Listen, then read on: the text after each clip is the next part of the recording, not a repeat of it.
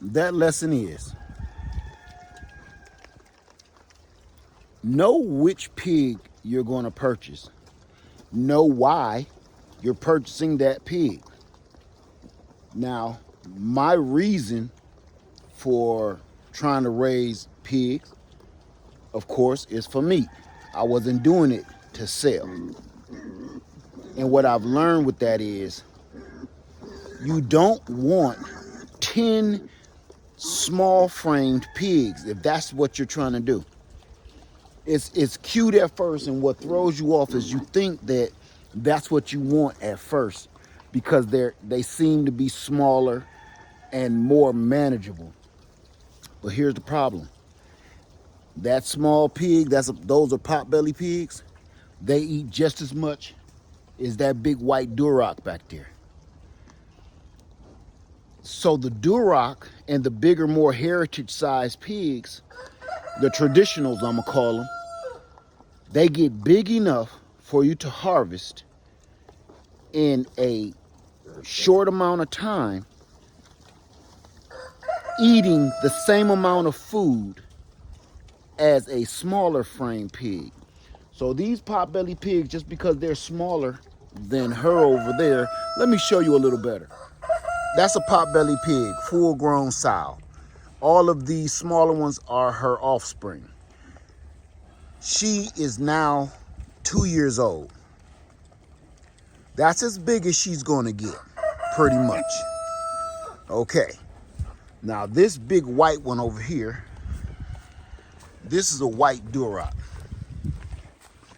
This big girl. She is only 5 months old. Yeah, only 5 months old. And I don't even think, I think it was 4 months old. 4 months, because I've only had her for 2. She's only 4 months old. And she's double the size of her. So when she's done in about 6 months, she's going to be double or triple this size. But she eats just as much as she eats. So my point is this.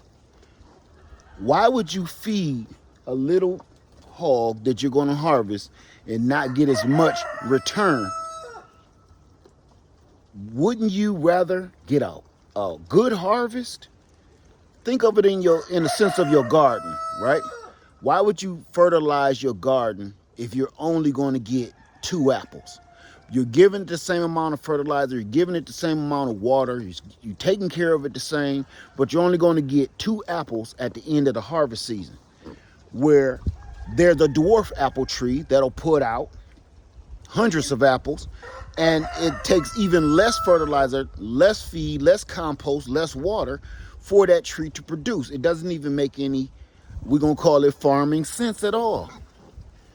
So all of these smaller pigs, they're leaving freedom makers. I have no use for them.